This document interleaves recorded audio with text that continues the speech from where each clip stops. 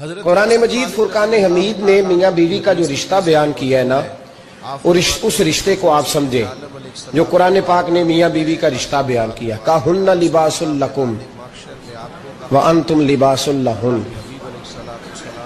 فرمایا بیویاں تمہارا لباس ہیں اور تم ان کا لباس ہیں، وہ تمہارا لباس ہے اور تم، اللہ اکبر، کیسا خوبصورت لفظ قرآن پاک نے، ہن لباس لکم وانتم لباس لہن، فرمایا وہ تمہارا لباس ہے اور تم، سمجھ آ رہی ہے نا جی بات کی، وہ تمہارا لباس ہے اور تم ان کا لباس ہو۔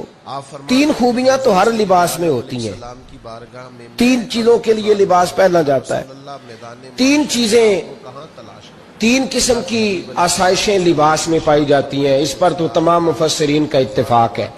سب سے پہلی چیز، لباس جو ہوتا ہے وہ بندے کو گرمی اور سردی سے بچاتا ہے۔ سخت سردی میں لباس لے لیں تو بندہ سردی سے بچ جاتا ہے۔ اس کا مطلب یہ ہوا کہ میاں بیوی ایک دوسرے کا لباس ہے، اگر بیوی کی طرف کوئی تکلیف آتی ہے تو میاں اس کو بچاتا ہے، اور اگر میاں کی طرف کوئی تکلیف آتی ہے تو عورت اس کو بچاتی ہے۔ میاں بیوی ایک دوسرے کا لباس ہے۔ لباس کیا کرتا ہے؟ لباس آدمی کے عیب چھپاتا ہے، اس کے وجود پر کتنے دھبے ہیں، کتنے نشان ہیں، وہ سارے چھپا لیتا ہے لباس۔ میاں بیوی ایک دوسرے کے عیب چھپانے والے ہوتے ہیں، عیب بتانے والے، رونا رونے والے نہیں ہوتے کہ بی بی جب بھی میکے گئی اس نے جا کے رونا شروع کر دیا، اتنی میں تانگو دوسرا ہے ہی کوئی نہیں۔ اور خامد صاحب جب بھی ملے انہوں نے ایک ہی راگ الاپنا شروع کر دیا کہ میری کیا بات تھی، مجھے مل کیا گیا ہے، میں کیا تھا، میرے ساتھ ہوا کیا ہے۔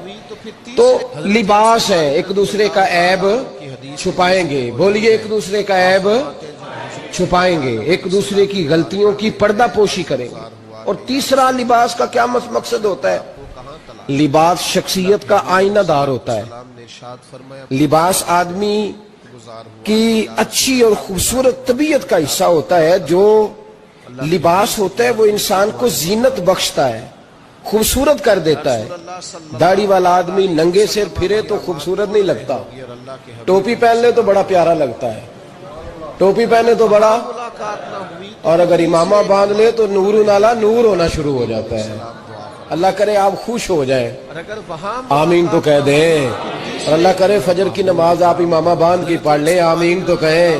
چلو کونی جنہ دی داڑھی نہیں ہونا رکھنی چاہیے دیئے، جنہ دی نہیں ہونا نو موضوع نہیں تھا، پر ہماری بھی مجبوری ہے، داڑھی آئی جاتی ہے، ہر موضوع میں شامل ہو جاتی ہے، رکھنی چاہیے۔ سب یاد رکھیں لباس آدمی کو زینت دیتا ہے۔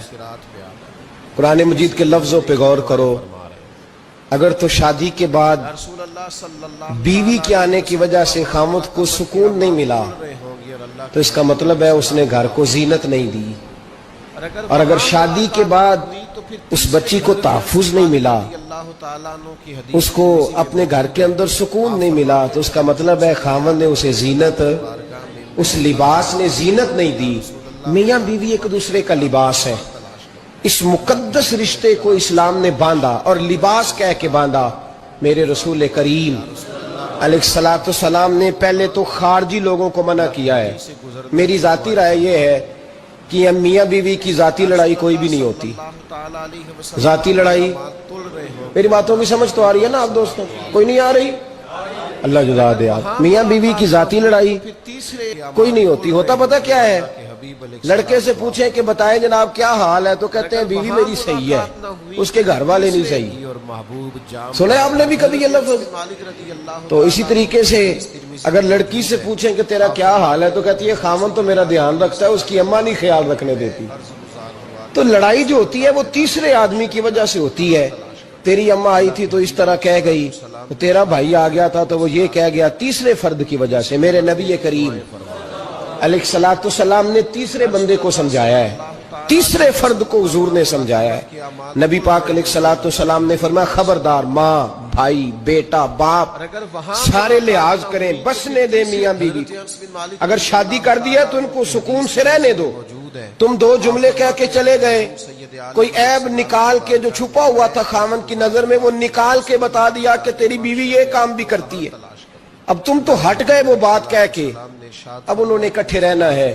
ان کی زندگی مصیبت کا شکار ہو گئی، آزمائش میں آ گئے وہ دونوں، ساری زندگی کڑتے رہے، ایک عیب نکال کے لڑکی کے گھر والے لڑکے کا اسے بتا کے چلے گئے تیرے خامد میں یہ عیب پایا جاتا ہے، وہ ساری زندگی کڑتے رہیں گے، تکلیف میں رہیں گے، انہوں نے تو کٹھے رہنا ہے۔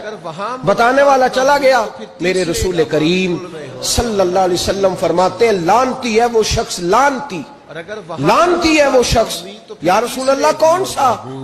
فرمایا جو بیوی کو مرد کے خلاف اکساتا ہے اور مرد کو بیوی کے خلاف اکساتا ہے، وہ لعنتی ہے، ملعون ہے، رحمت الہی سے دور ہے وہ شخص۔ انہیں قریب کرنے کی کوشش کر، تو ان کے اندر محبت پیدا کرنے کی کوشش کر۔ میرے نبی کریم علیہ الصلوۃ والسلام نے جب حضرت سیدہ فاطمہ الزہرا رضی اللہ تعالی عنہا اور جناب سیدنا علی المرتضی رضی اللہ تعالیٰ عنہ کی شادی کی، نبی پاک نے دونوں کے سر جوڑے اور دونوں کے درمیان محبت کی دعا فرمائی، دونوں کے درمیان محبت کی دعا فرمائی، اور نبی پاک صلی اللہ علیہ وسلم حضرت فاطمہ کے سامنے جناب علی کے فضائل بیان فرماتے، اور جناب علی آتے تو نبی پاک فرماتے فاطمہ تو میرے وجود کا حصہ ہے، وہ تو میرے جگر کا ٹکڑا ہے۔ تو ان دونوں کے درمیان الفت پیدا، یہ سب سے پہلے تو خارجی لوگ اس بات کا خیال کریں، سب سے پہلے تو خارجی لوگ خیال کریں، توجہ دیں، ان کو بکھرنے سے بچائیں۔ اب میاں بیوی بھی سمجھ لیں کہ ہماری ذمہ داریاں کیا ہیں۔ مسند امام احمد بن حنبل میں حضرت ابو درداء رضی اللہ تعالیٰ عنہ سے حدیث مروی ہے، نبی کریم صلی اللہ علیہ وسلم کی بارگاہ میں ایک خاتون نے آ کے عرض کیا یا رسول اللہ صلی اللہ علیہ وسلم مجھے بتلائیے خاوند کا حق کیا ہے۔ یہ جو حدیث سنانے لگا ہوں نا، یہ بیٹی کو سنانی ہے، جا کے یہ ٹیلی فون کر کے بہن کو سنانی ہے، صرف بیوی کو سنانے کی نہیں ہوتی یہ چیزیں۔ یہ حدیث بیٹی کو سمجھائیں، بہن کو سمجھائیں، ان لوگوں کو سمجھائیں، تاکہ اور یہ یاد رکھیں خاوند کے حقوق، خاوند کے حقوق اگر بچی کے گھر والے اسے سکھائیں نا تو اس کی سمجھ میں جلدی آ جائیں گے، اور بیوی کے حقوق اگر خاوند کے گھر والے اس کو سمجھائیں تو اس کی سمجھ میں بات جلدی آئے گی، وہ خیر خواہ سمجھتے ہیں اپنے رشتہ داروں۔ یہ والی حدیثیں ان لوگوں کو سنانی چاہیے جن لوگوں کا بچہ ہے یا بچی ہے، متعلقہ آدمی حقوق بیان کرے۔